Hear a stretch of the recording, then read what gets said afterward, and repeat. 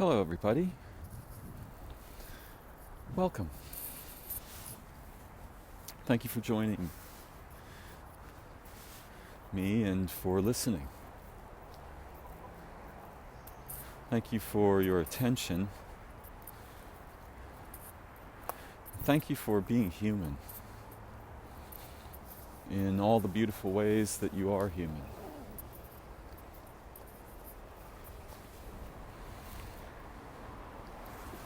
Once again, I'm here in the Botanical Gardens, one of my favorite places to be.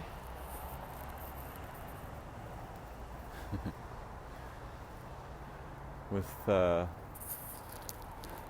some of my peculiar friends, many of whom are birds, and a lot of whom are trees or plants. But the place itself is also my friend. For I adore it and all of its inhabitants, and though I can't tell if the feeling's always mutual, I have some reason to suspect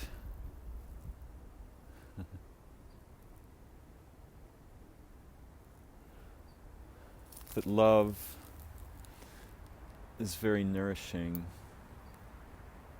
where it's not imposing or misguided.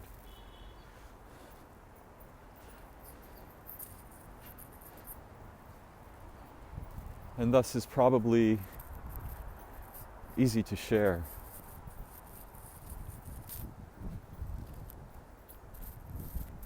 It can be hard for us to understand how the many beings, the many other beings communicate.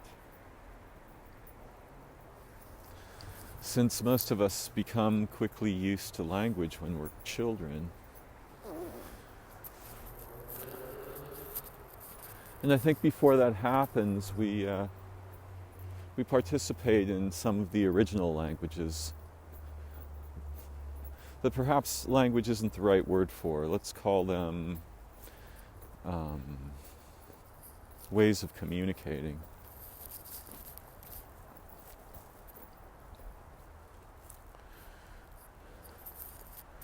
That are natural to all beings.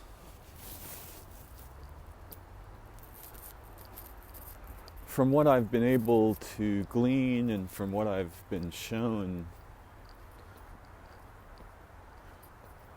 there are universal languages, ways of communicating that function invisibly and often with no necessity of making noises. Though there are plenty of languages in which there's some noise too, some sound as well.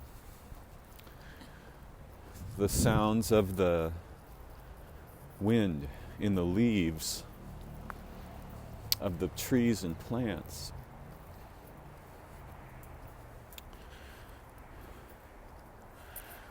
One might think, oh, it's not language, it's just the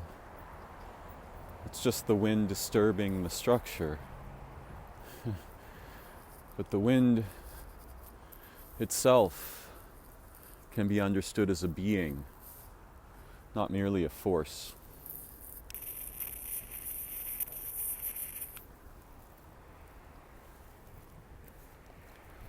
And the conversation of the wind in the trees is deeply meaningful.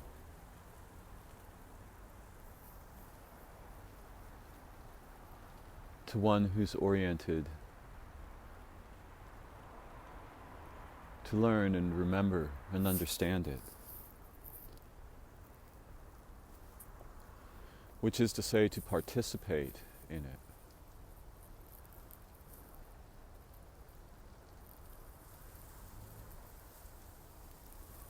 It's astonishing what our species has failed to preserve of our myriad potentials for intelligence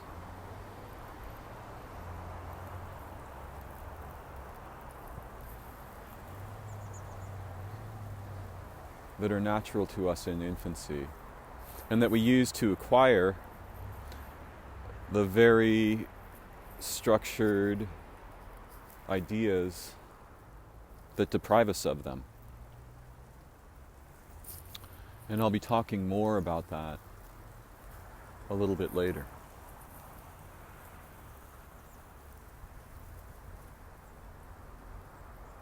In previous talks, I explored the idea of synchronization, its importance in our bodies and our relationships and our habits. And it's an infinite topic, and I'm fond of the two German words I accidentally discovered in a book about being bipolar. The words Zeitstorer and Zeitgeber.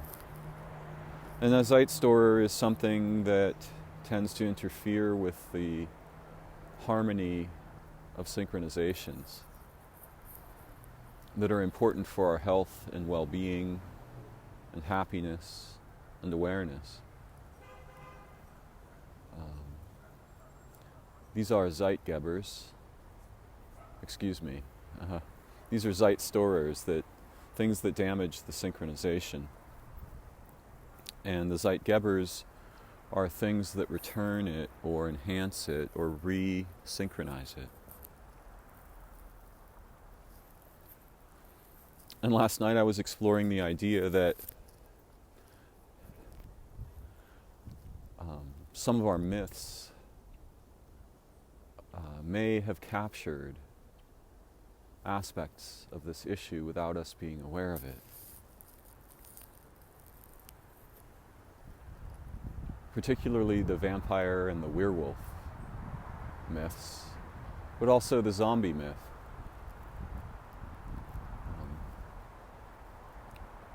And though many of us may have seen situations or people or cohorts that exhibit some of the features of these myths, probably none of us have seen an actual vampire, and by that I don't mean the species of bat that we associate with vampires, but rather we've been exposed to situations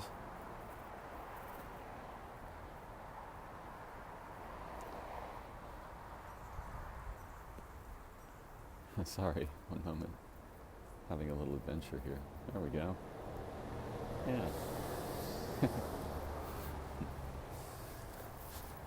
Getting to know animals and plants, particularly trees, requires patience. They live on a different wavelength of temporality than us.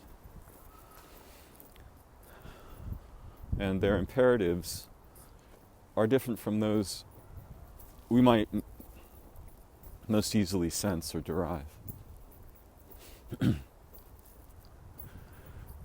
So, one of the most primary Zeitgebers is sunlight on our skin. And many of us are aware that sunlight on our skin transforms our metabolism, causing it to produce vitamin D. But that's one of probably 1,000 different things that happen. It's the one research focuses on.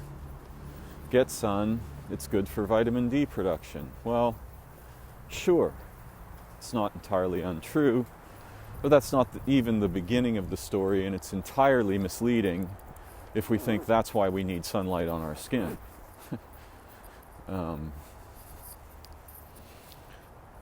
The necessity of harmony and health in our synchronizations is fundamental to being an organism and an animal. If you don't believe me, just take a plant that requires sunlight and deprive it of that sunlight. Actually, don't do that, but do the thought experiment. I could list 100 other experiments. Take a lizard. Well, again, don't do this, but put it in a box with no light. It will die right away. Very, very quickly. Even if you give it food, it will stop eating. And it won't be able to digest food.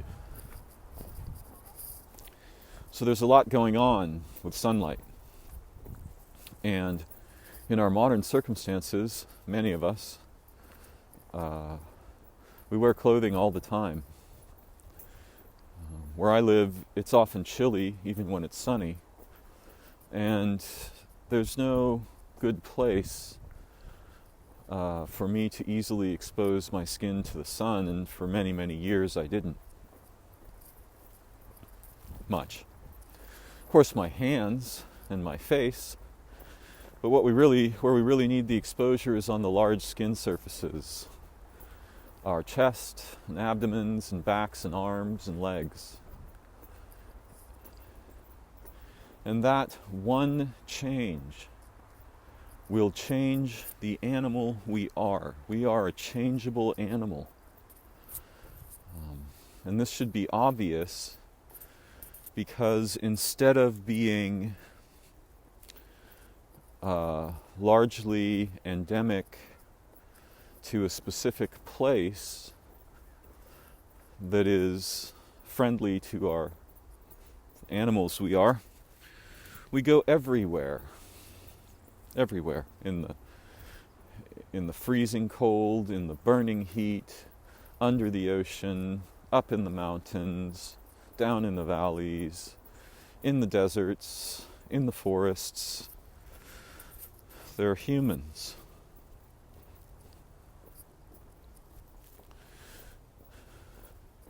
So I was thinking last night about, we've seen situations in which people are acting like zombies.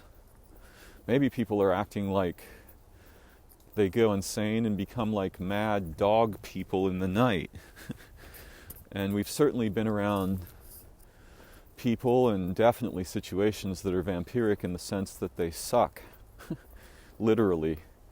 It's draining to be exposed to these analogies that are pointed toward by the ideas of vampires and zombies and werewolves. So it occurred to me, after having spent some time in the sun and directly feeling the transformation immediately within a single day, that we've become dissociated from some of the most fundamental and important aspects of our health and humanity. That's no secret to anyone. But discovering which ones we can easily retrieve to our experience and participation, that's a great medicine. That's liberating.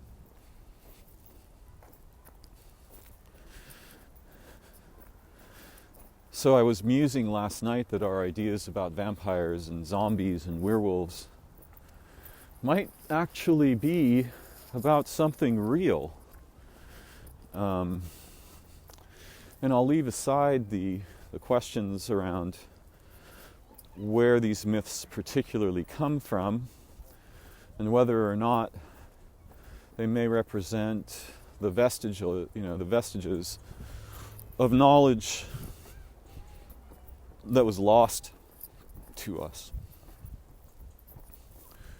But it occurred to me that those of us who are deprived of sunlight, and thus perhaps the most fundamental Zeitgeber, second to that would be probably when we eat. However, contact with other humans is a powerful Zeitgeber, when it's not a Zeit storer, right?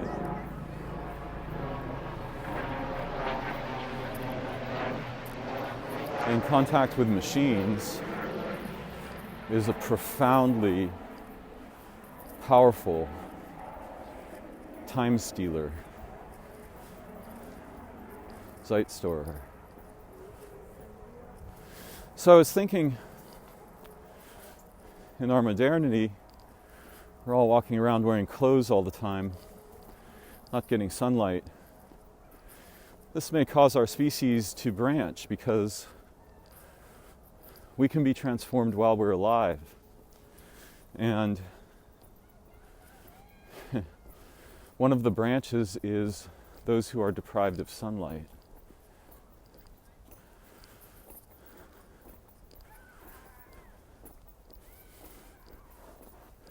And when we are deprived of sunlight,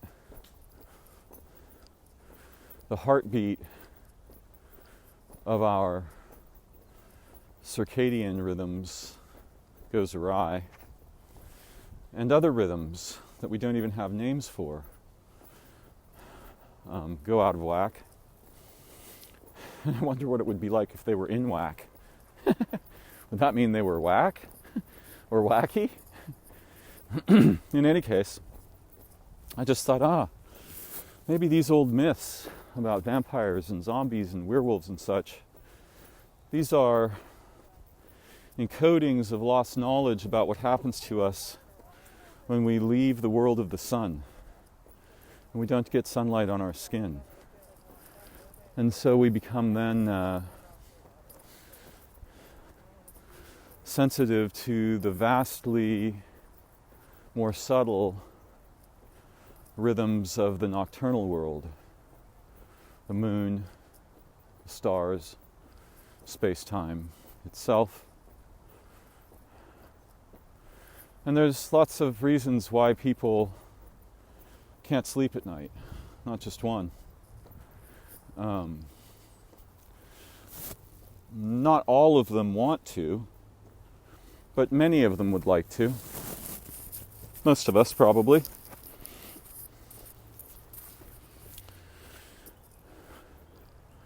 And if you happen to have this problem, if you expose your skin to the sun, a good-sized area of your body surface,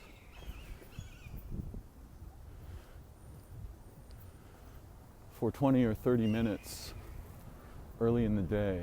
Here's a mating pair of hawks. You may have heard them.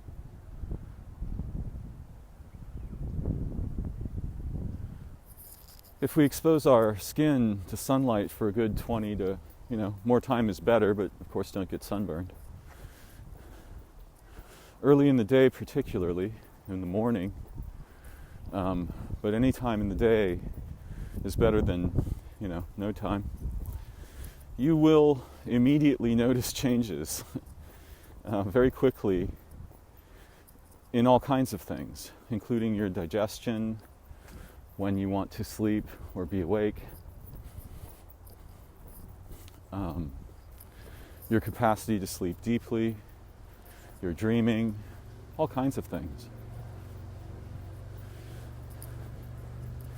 And it's one of those aspects of being human that it's hard to overstate.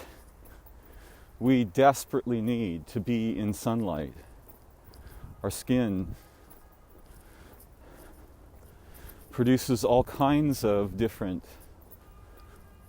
it radically alters our cellular metabolism in general, in ways that are important for our health, but particularly for our sleep and digestion. And those two things are extremely tightly linked.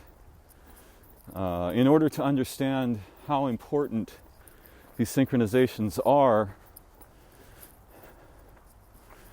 one really, it's the kind of thing one has to have experience of directly. Yeah. Because just talking about it doesn't get there. And this is true of most of what it means to be human.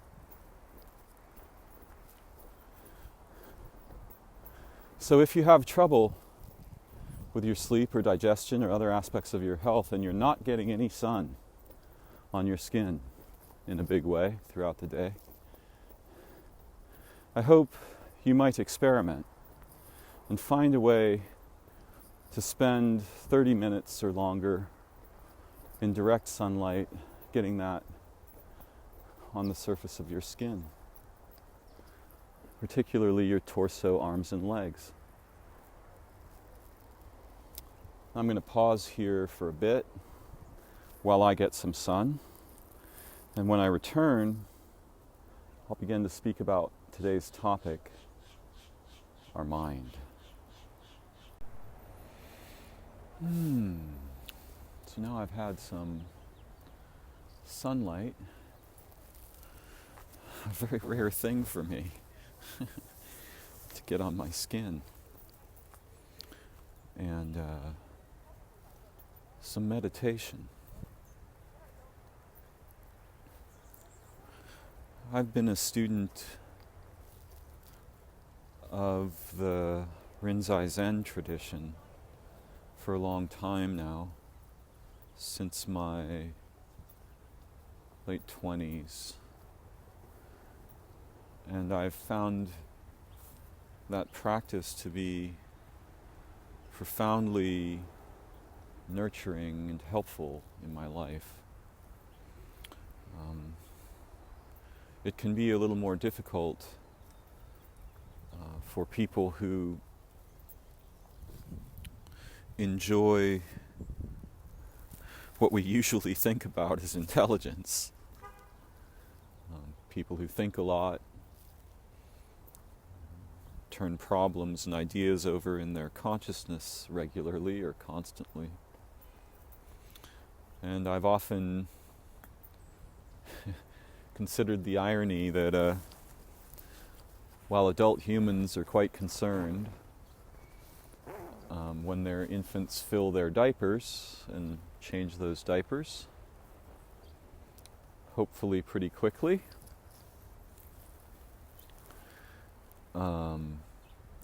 the adults don't seem to be concerned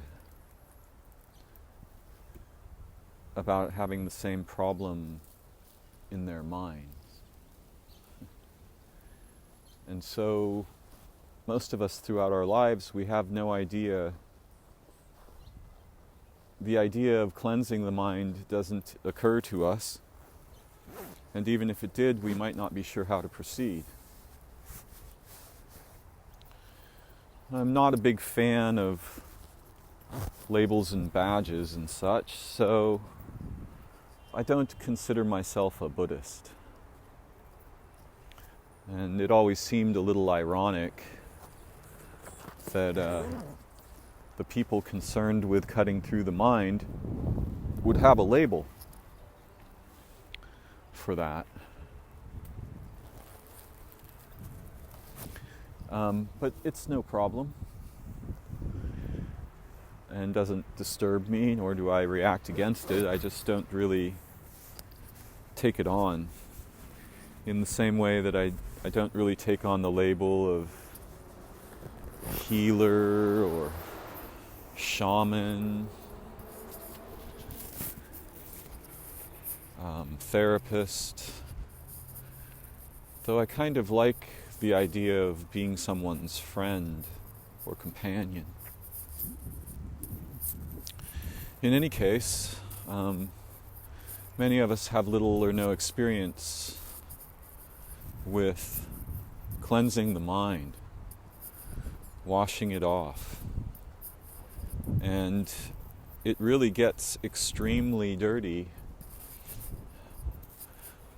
over even relatively short periods of not being cleaned. But that's merely one idea, the idea of cleansing the mind. And I think the trope about the adults worried about their children's diapers, but and the children become quickly aware that the adults have problems in their minds, right? They never change the diaper of their mind. And it's really nice to be able to start with a fresh one. It's a very different experience of being human. And though I've been sitting for many years, on and off, perhaps more when there's great trouble in my life,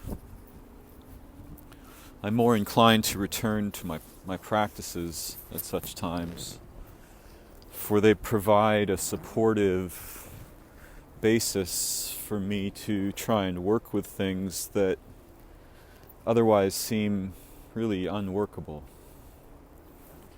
or devastating, agonic, meaning to cause agony.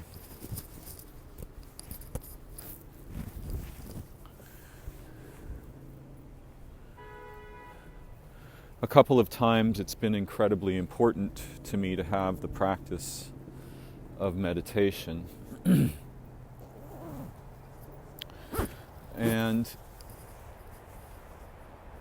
the whole idea of meditation and the search for awakening or liberation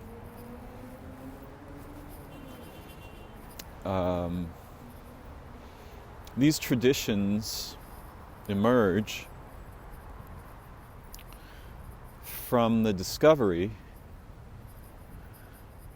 that our minds are really like a prison that keeps building new kinds of cages.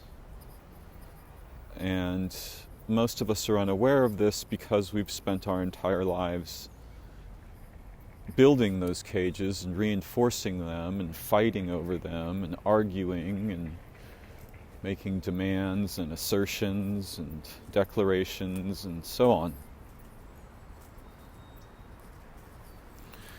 Which is deeply unfortunate because underneath the prison is a shocking paradise of ecstatic union. And different traditions may have different stories or models or goals, but the simplest way to understand these things, these ideas, is just that we're trapped in the superficial structures that were established during our childhood and throughout our lives. And it's actually quite painful to be trapped that way because deep inside us there is something like original light, or perhaps original emptiness. And that emptiness isn't the same as nothing.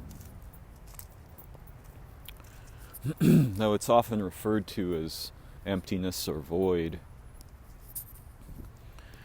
I suspect in talking about these things is a little bit dangerous because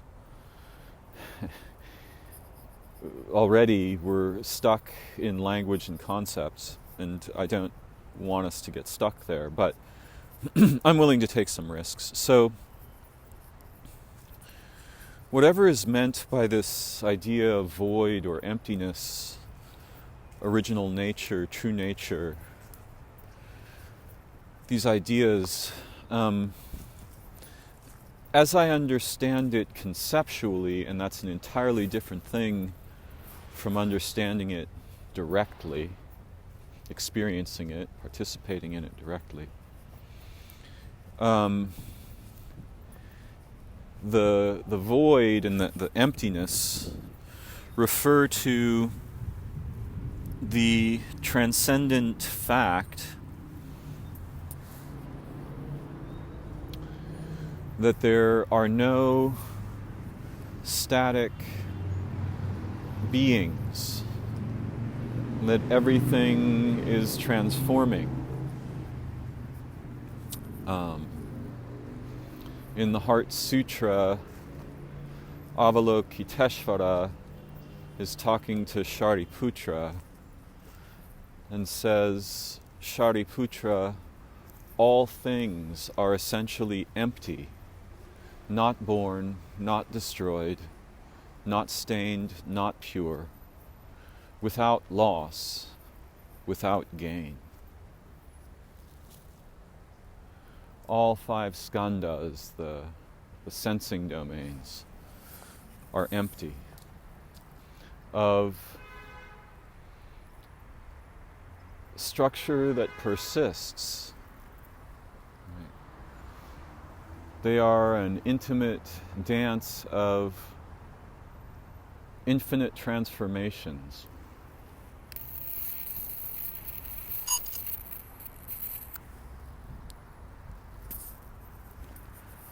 The idea of a static self, a Darren, is an illusion.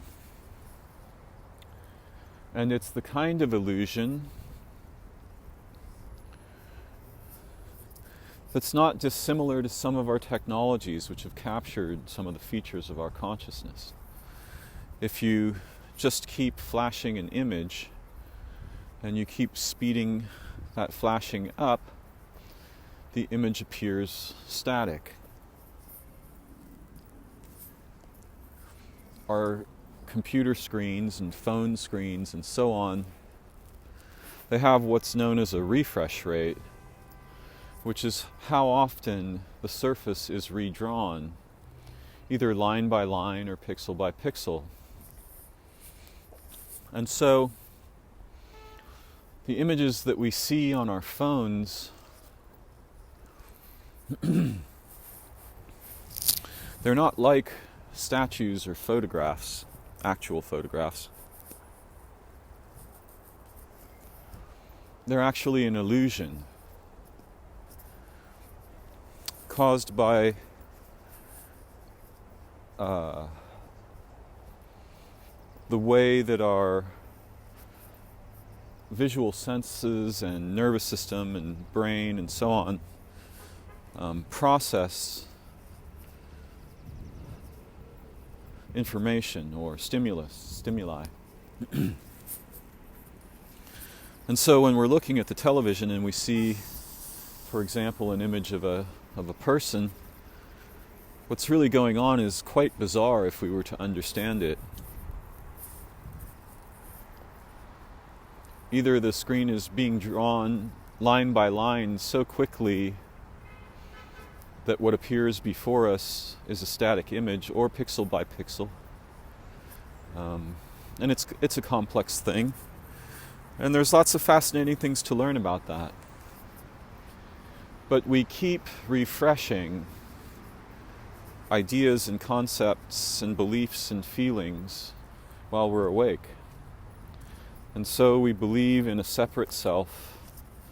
We believe in individuals. They seem entirely real to us. And yet, if we go deeper, we find something unexpected and perhaps indeed unspeakable.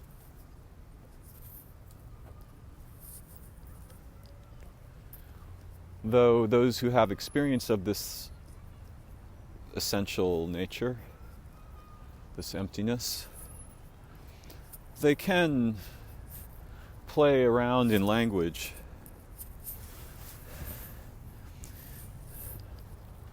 and in deeper ways together to see if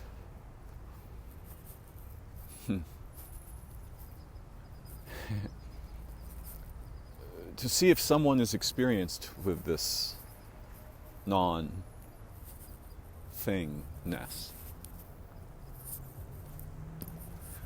And to see perhaps something about how deep their experience of it is. Now, this is mostly found in contexts appropriate to it, such as mondos in Zen,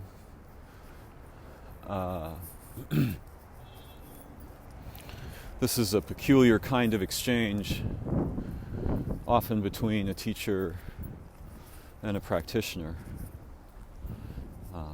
And some of you may have heard that there are these mysterious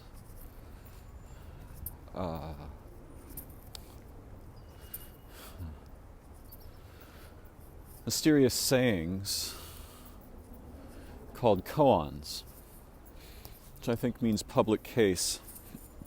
And there are many, many koans. It's not uncommon, however, for a person who's a Zen practitioner to never proceed beyond even one koan. An example of a koan is probably the most well-known in English is, "What is the sound of one hand clapping?" Now there's an interesting wordplay there, but that wordplay does not resolve the koan.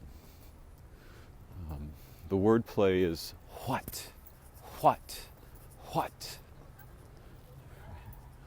That what word actually may resemble very closely the sound of one hand clapping. What.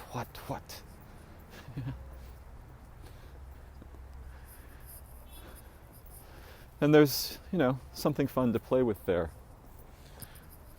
But that's not, I think, what the koan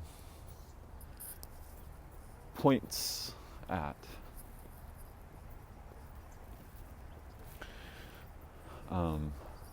For many people, the first koan they will be exposed to is the Koan of Old Joshu, who was walking with, usually it's posed as 3 young monks, although it's not clear that they're young.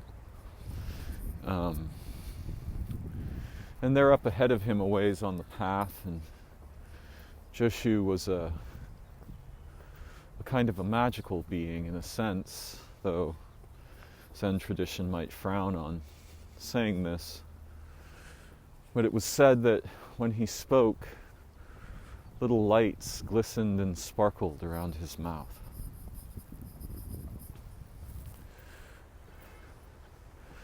And Zen is a very difficult path. It's not for everyone.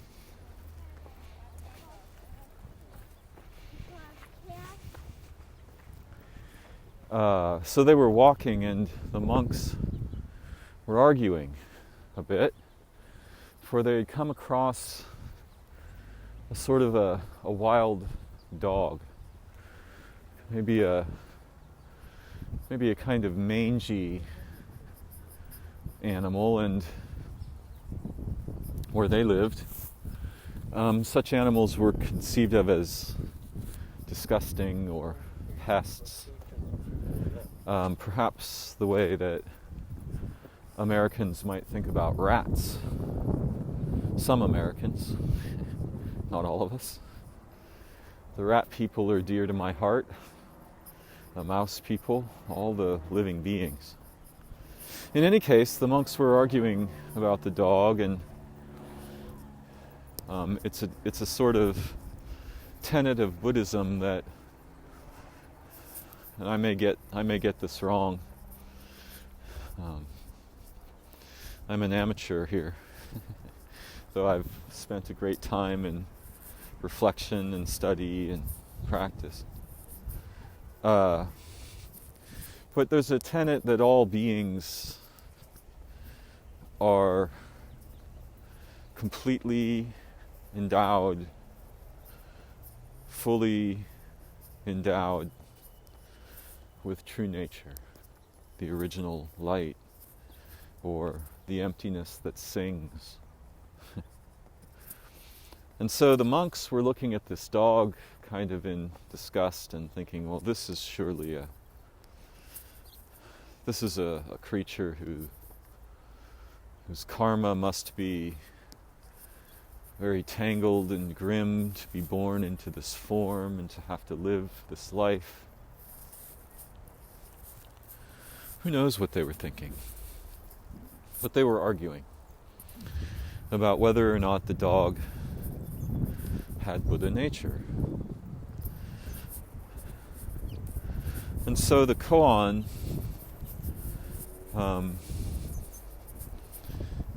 goes like this. A monk asked Joshu, does the dog have Buddha nature or not? And Joshu said,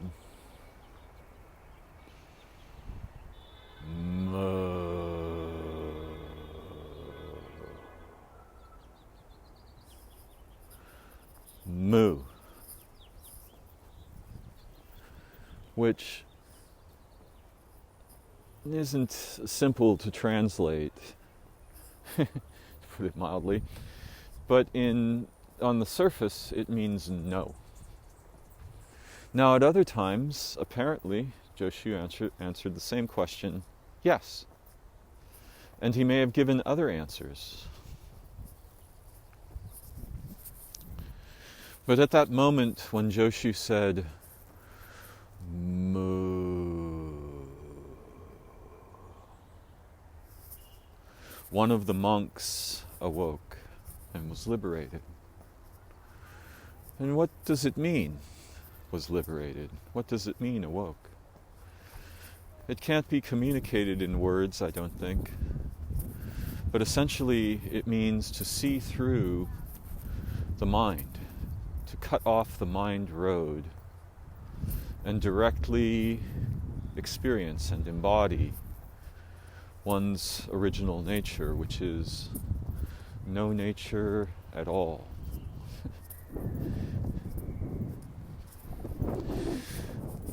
Now, I tell these stories, and I'm talking about meditation now, because most of us will live our entire lives in a complex array of prison-like traps in consciousness, in thinking. And we who live this way, and I mostly live this way, with, punctuated experiences of wonder or mystery, or perhaps even a moment of awakening. But for those of us who do live in the prison world of our minds, and our societies are constantly refreshing and imprinting and re-imprinting and diversifying the kinds of traps and the modes and forms and brands of traps that we generally sustain and think of when we think of what things are, what something is, what's going on, what's the sound of one hand clapping, who am I, who is that, what are they doing, who is right, what is wrong, all these things. This is all a very toxic game. And for those of us who continue to live in society, there are those who retreat away from it to monasteries and so on. It's our everyday experience to rebuild the prison, and it begins the moment we awaken from sleep, if indeed it does not continue within sleep.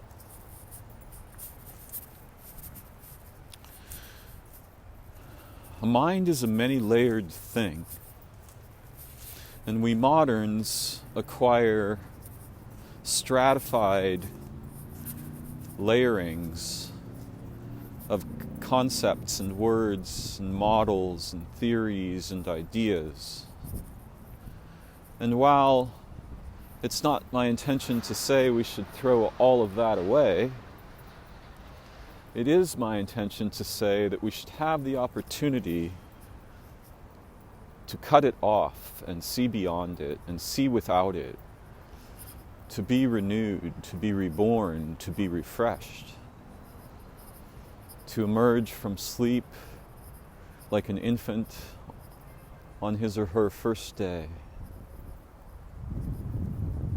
and to experience the world and our own being free of all of the structured nonsense and garbage, arguments, judgments, courtroom-like bullshit that otherwise tends to infest our minds and hide their nature from us.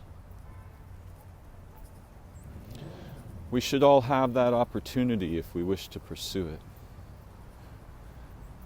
If there's anything that's a fundamental right, and I have deep questions about the language of rights, this seems to be a fundamental right. All of us should have this opportunity. Now, of course, when we dream, something very different is happening from what is happening when we're awake. And our waking mind, believe it or not, isn't very good at understanding it. Though there are people and ideas and models that can be helpful, the problem there is we're just piling more junk on top of something we don't understand and then pretending to have understood it because we made a bunch more junk. The other day, someone I care about posted that she'd been stung by a wasp. And no one, well, it would be certainly very uncommon for anyone to desire to be stung by a wasp. Though humans are diverse enough that some people probably actually go out into the world and get stung by a wasp on purpose. But I mentioned to her that though I understand that experience is frightening and painful, and when I say that, please trust me, it's true. I've been stung inside my ear, between my fingers, on my eyelids, inside my nose. And when I was very small, well, actually I wasn't that small. I don't know, when I was 6 or 7, I had an encounter with the yellow jacket that nearly killed me, not because I was allergic to them. That was some really serious pain, and the event went on for a long time. The repercussions of that encounter lasted for months and perhaps nearly killed me. But what I said to her was, you know, I know this is a frightening and painful thing, but an experience like this, there's something deeply profound about it because there's a transfer of essential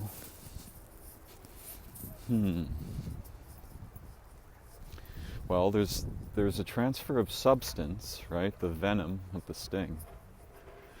And we get that substance in our body. And again, you know, superficially, no one wants this. But that transfer connects us to the wasp people. And this is no small thing. It's very difficult for me to explain it in common modern language. But there is a mystical union that happens if we are bitten or stung or scratched by an animal or a plant, or if we get an infection. All of these things. These are events where our body is transformed by receiving something truly ancient from the world. And it doesn't always feel good. In fact, it can be agonic, it can be agony. Certainly was for me. And most of the time, when I was, stung or bitten or cut or scratched. I didn't understand about the transfer of lineage energy, right, of lineage medicine between the beings. There's something quite profound there, something worth paying attention to. So I mentioned this to her, and she said, well, you know, it wasn't really that bad. It's just that I know that some wasps are very poisonous, and so I was freaking out, and I thought that maybe I was going to die.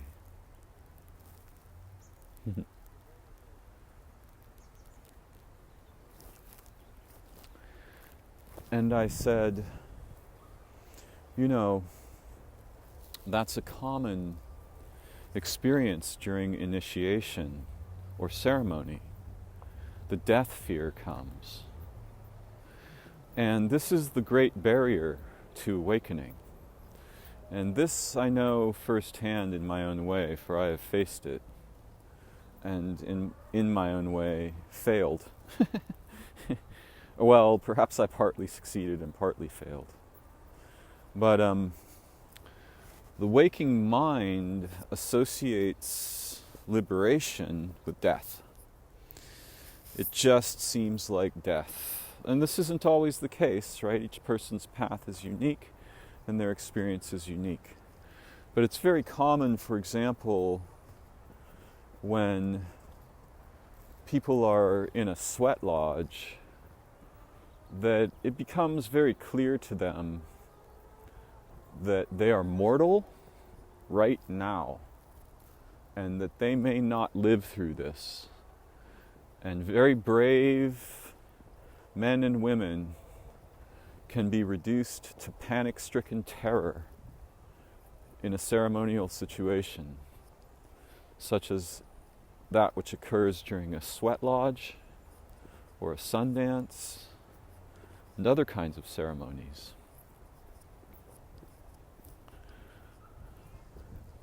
My own experience is rather unique, and I don't intend to talk about it at length today. However, I had a long experience of constant insight that was very shocking.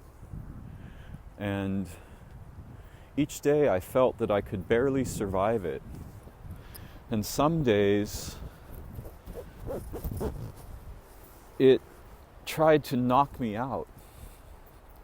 And I would just cling to my consciousness for dear life because I was absolutely terrified that if I gave in to this strange pressure dragging me inexorably toward unconsciousness, that I might die.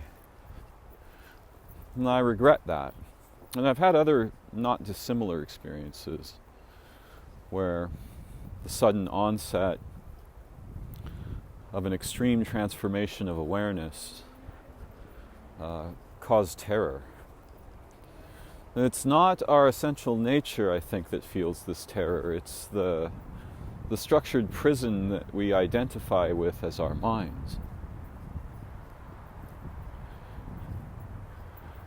There's something older, deeper, more trustworthy and true underneath all this structured nonsense, in the same way that underneath the buildings and paved streets and sidewalks of the city, there's moist earth, even if it's been deprived of the living surface that would otherwise enrich and transform it. And wouldn't it be wonderful if we together could remember how to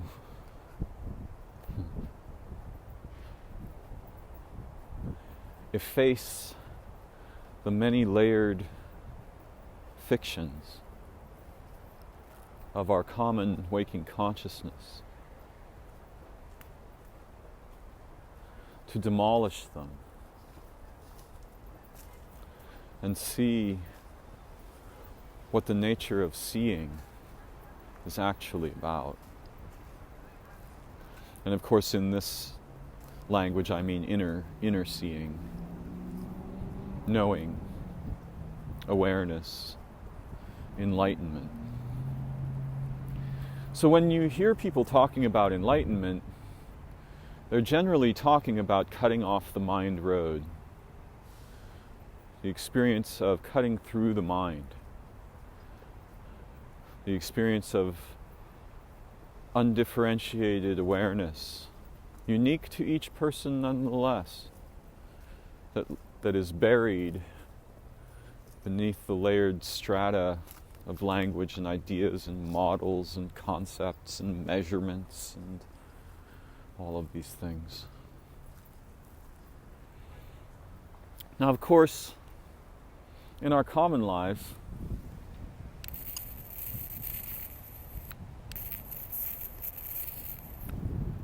we may have some experience of awakening or something resembling it, or even counterfeits of it.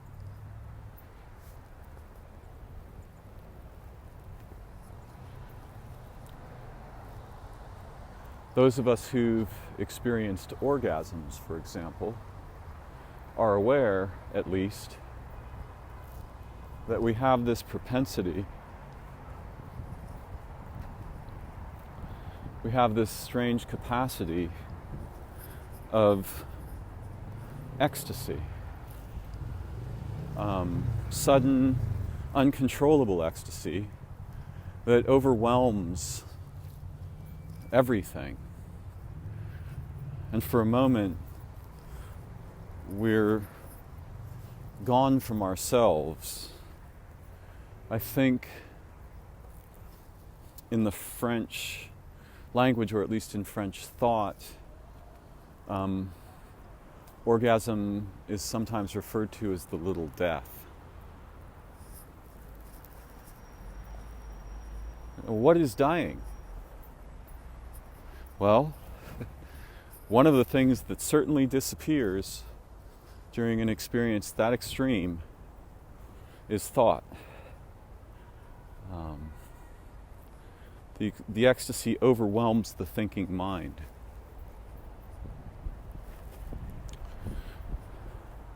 And enlightenment is usually associated with ecstasy, which means to leave stasis, right? To exit static ideas and identities and things.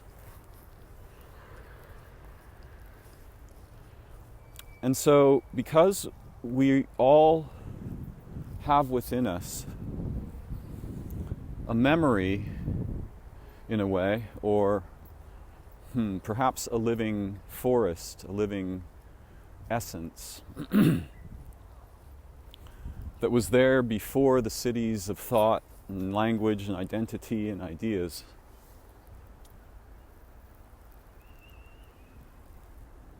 We ache to know the original water from whence we were differentiated.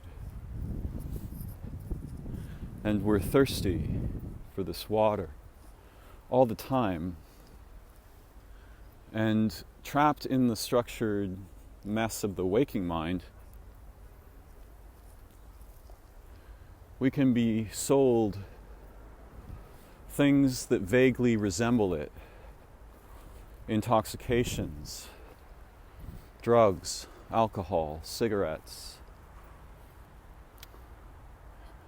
pot, psychedelic drugs.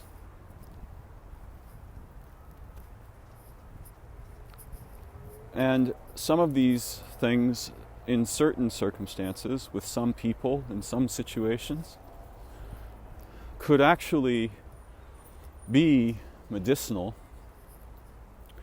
in that under their influence we may glimpse, we may become suddenly aware that there's another universe, and we're always with and in it.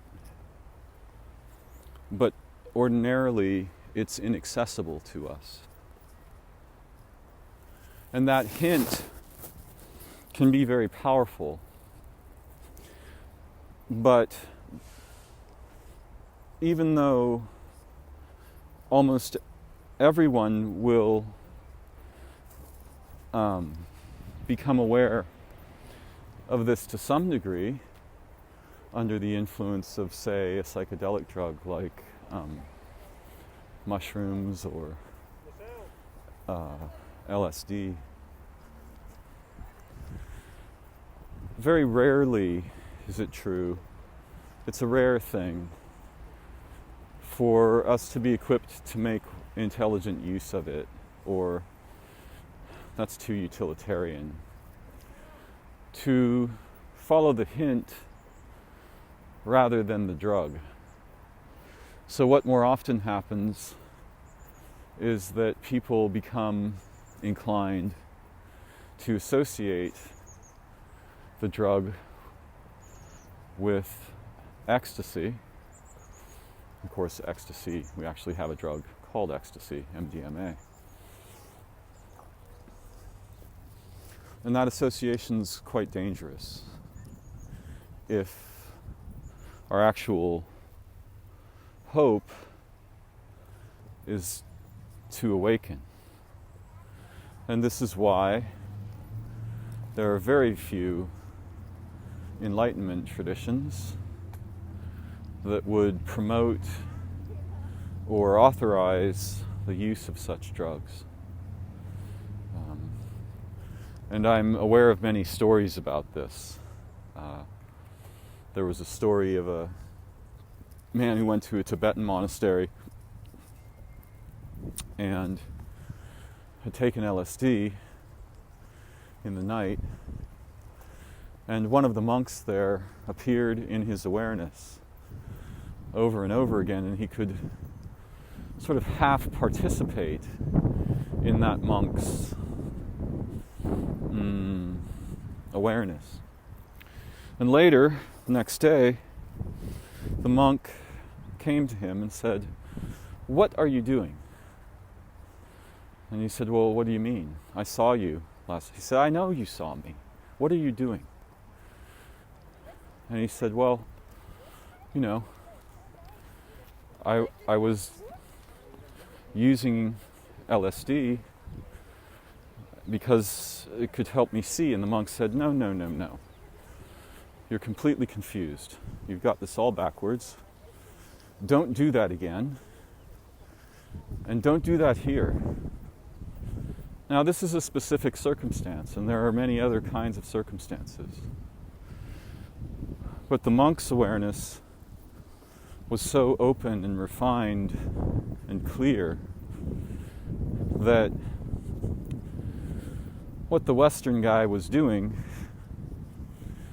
was like toying around with something sacred in a dangerous way.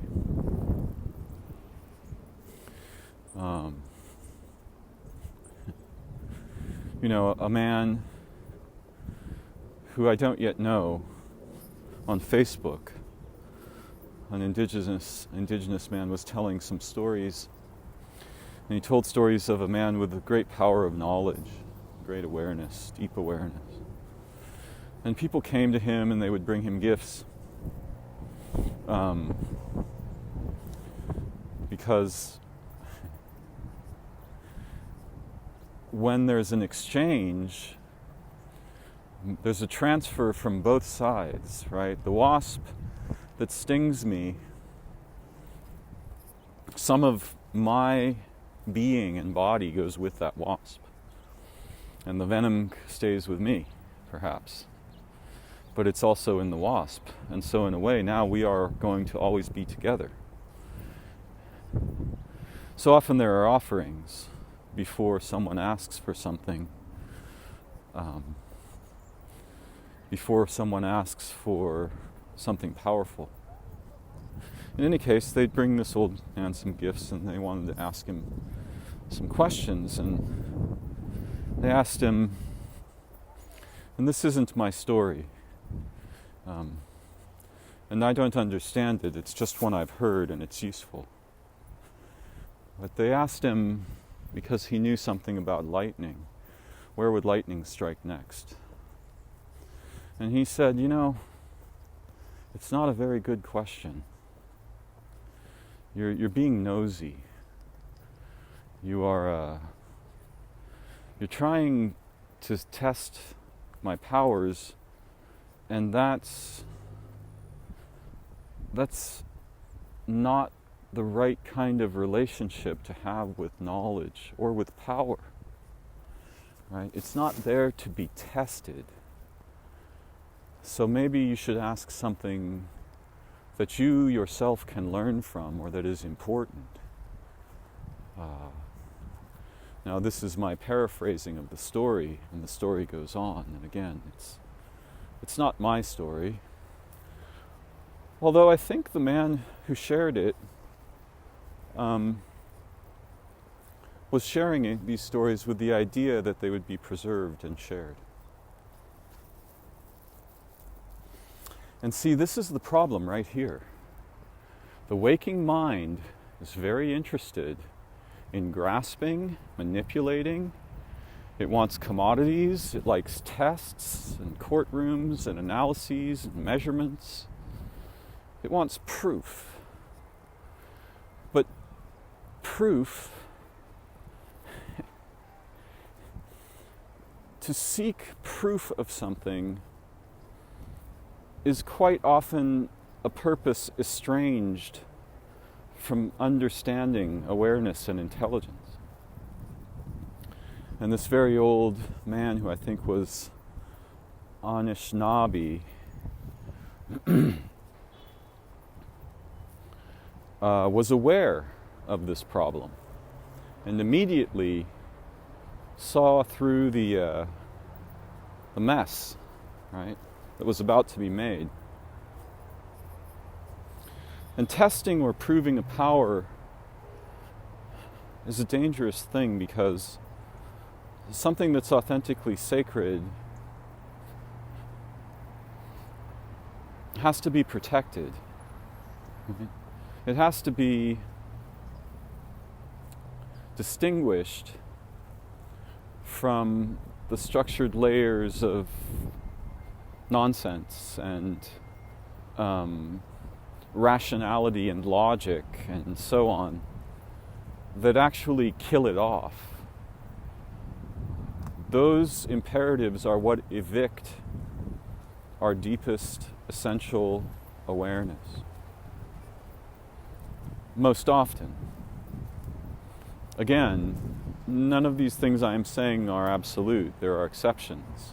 Language is tricky this way.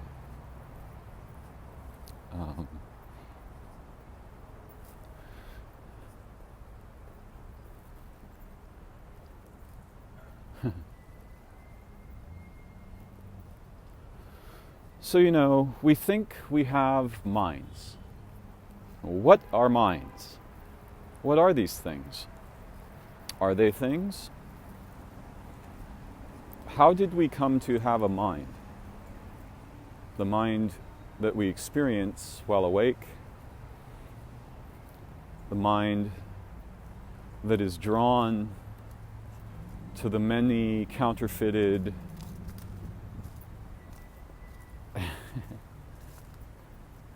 treasures of modern thought, behavior, activity, and experience.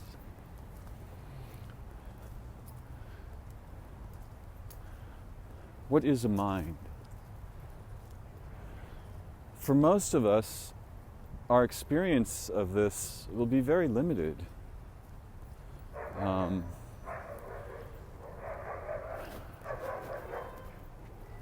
We will be like people who live in a prison that's dressed up as Fantasyland, Disneyland, and we will think that we know what we know, and believe what we believe, and can name what we name, and that we've learned how to do this, and this is how it is to be human. Well,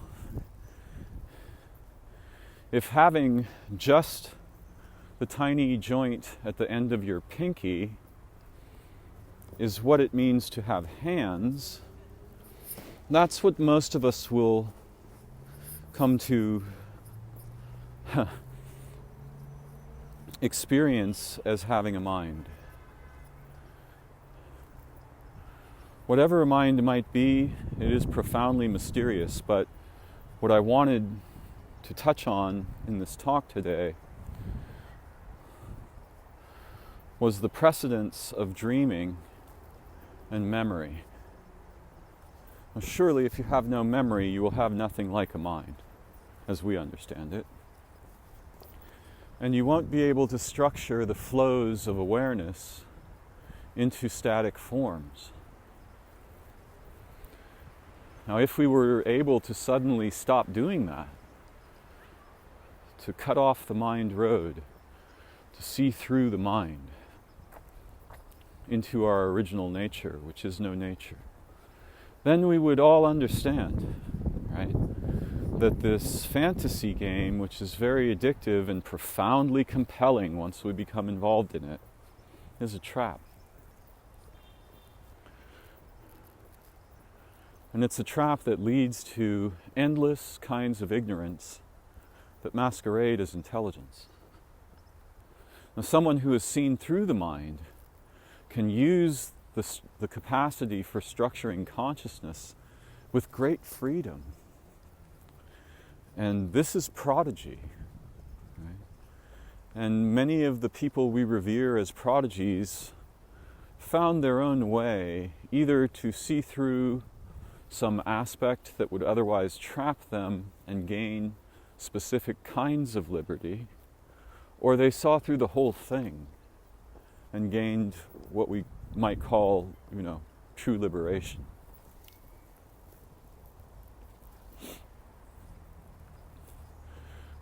Now, the thing I want to make clear is, when we were little, we were dreaming while we were awake, and we called this play. And, well, we didn't, the adults did. For us, it was just naturally how we were. So we were dreaming while we were awake.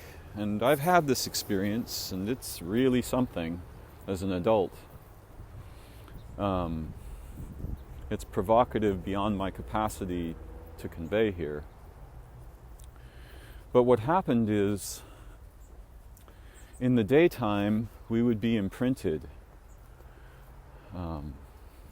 by the minds of the adults around us and our peers and the culture and the television and the computer and so on. And when we were very small at night, the dreaming was so powerful it would wash all that away every night. But we learned how to capture part of that incredibly powerful, intelligent flow and transform it into static structures that could be preserved across the gaps of sleep and dreaming, so that eventually we sort of had a small island in this sea. And at first, that was an amazing accomplishment that I think we were deeply proud of. Yet most of us intuited that there was danger there as well, because as children, we can sense in the adults the presence of something tragic and malformed.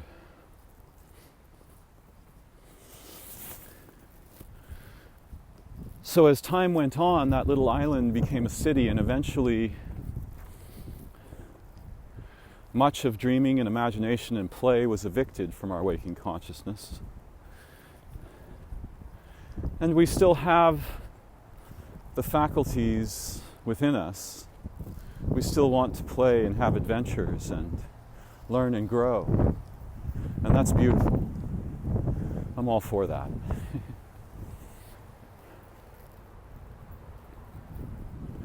Unfortunately, though,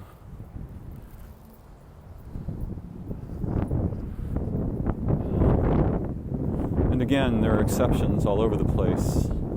Artists and scientists and doctors and medicine people. All kinds of wonderful exceptions. Sorry about the wind.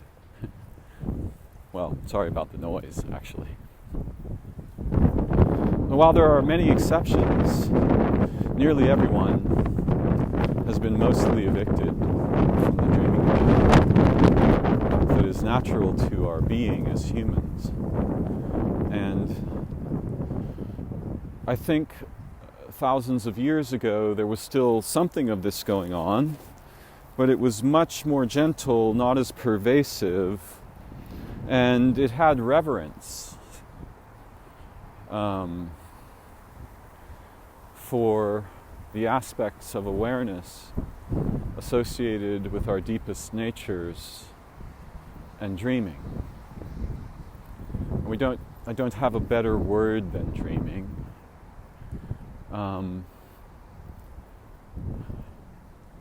But we begin able to deeply participate in awareness and life. And then we acquire the capacity instead to tokenize it, identify things, name them, to reference them, to reference them. And this is abstract, right? This is non-participatory. This is cognitive. This is linguistic. This is theoretical. This is categorical. These are the structured aspects. The faculties, the structured faculties that emerge from collapsing the living flows of dreaming into structures that can be preserved and transmitted over time.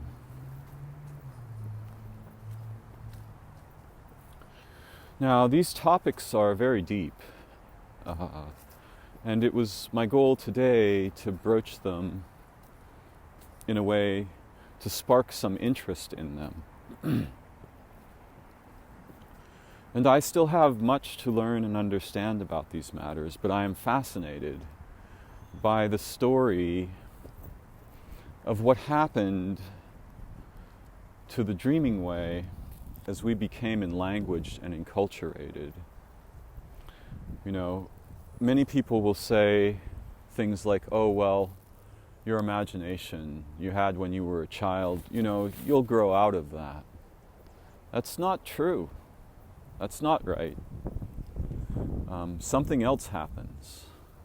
It gets captured by processes, habits, and imperatives that have nothing to do with our true nature as beings, organisms, humans, or at least very little to do with that. And instead transform us into a kind of a living dead thing,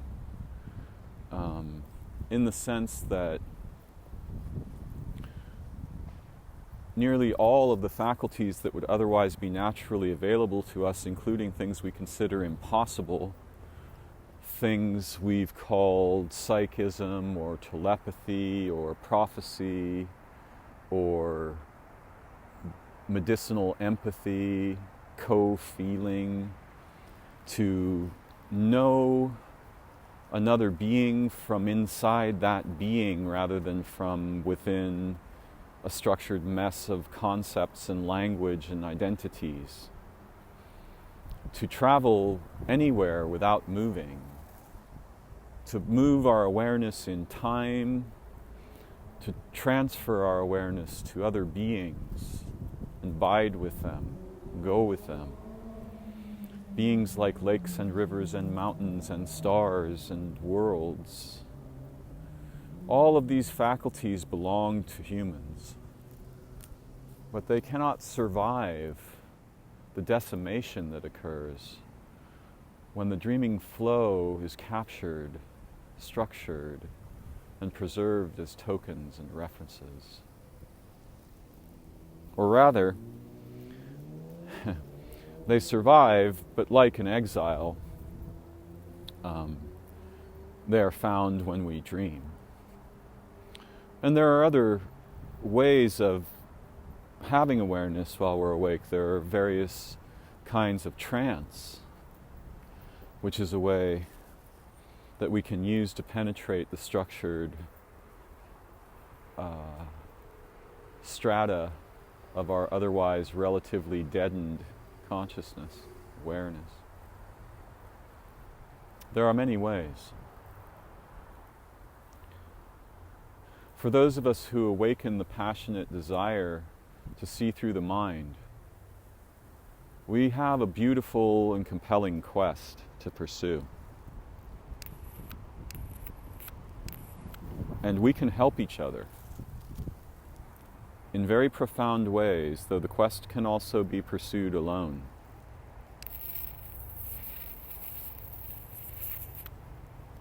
I think it's beautiful when we help each other to authentically see through those stratifications with and for each other and the history and future of all beings. That seems to me a truly noble purpose. And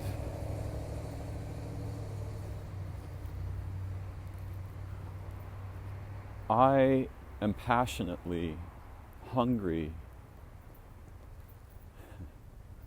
I am passionately fascinated by all of these possibilities and what we might achieve together in remembering the before. The before of cities, the before of noise, the before of vastly layered fictions, compelling and misdirecting us constantly. Wouldn't it be wonderful to just set all that down for a moment? It'll still be there when we return.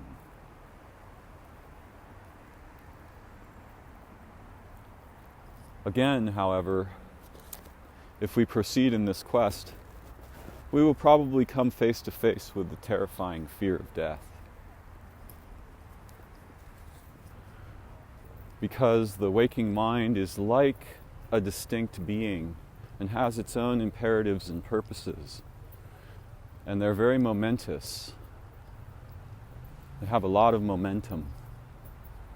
They're also extremely expensive. To run all that crap on top of our awareness requires staggering amounts of what we might refer to as energy.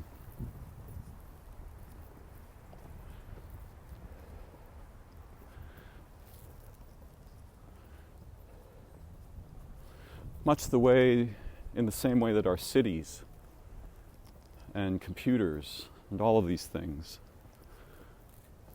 they require that vast libraries of beings are destroyed to continue to fund them, to continue to maintain those structures. And so there's something in us like an infinite sun, infinite energy. But the tiny portion that we may experience in our ordinary consciousness is prison-like and profoundly impoverished. And if we could simply cut through the structure, turn the city off for a moment,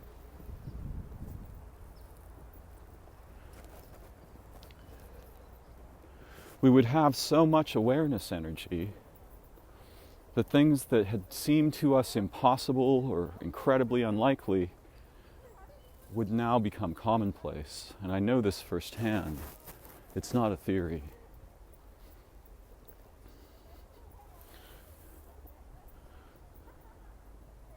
And this is part of the tragedy, but also it's part of the riddle. It's part of the quest.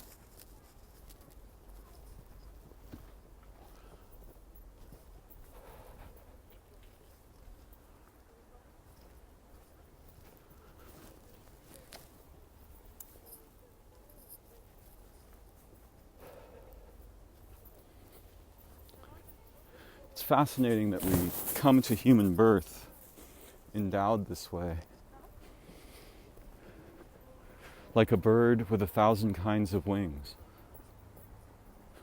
meant to fly in atmospheres we're too timid to dream of with our waking consciousness, but with which our dreaming awareness is deeply familiar in the sense of recognizing itself within.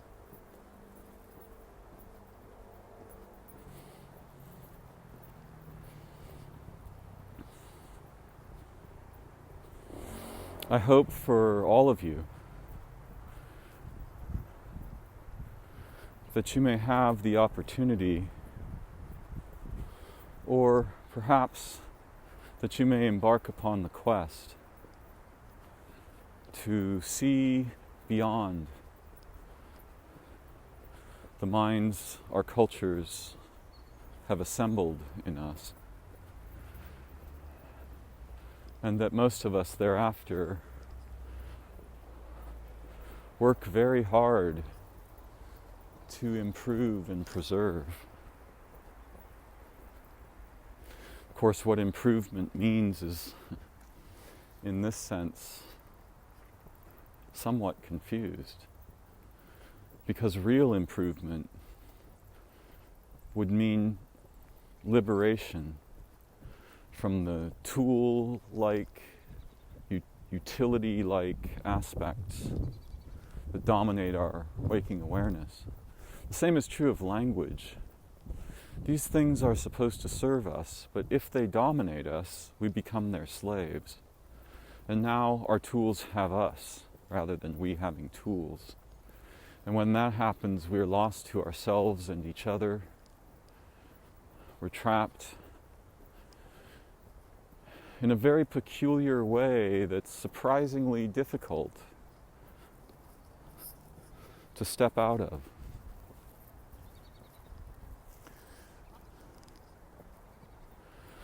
It would be amazing if it were a simple thing, and I could just say a few words to you, and you would suddenly, a crack would appear in the strata, and the crack would go to its root, and the strata would shatter into glistening, sparkling brilliance, and we could awaken together in that moment,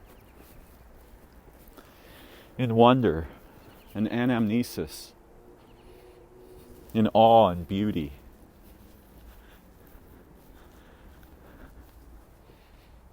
That would be truly ecstatic. And it's not impossible, but it's uncommon. So I hope that my talk today, to which your dreaming mind is listening, even if your waking mind is dominating it,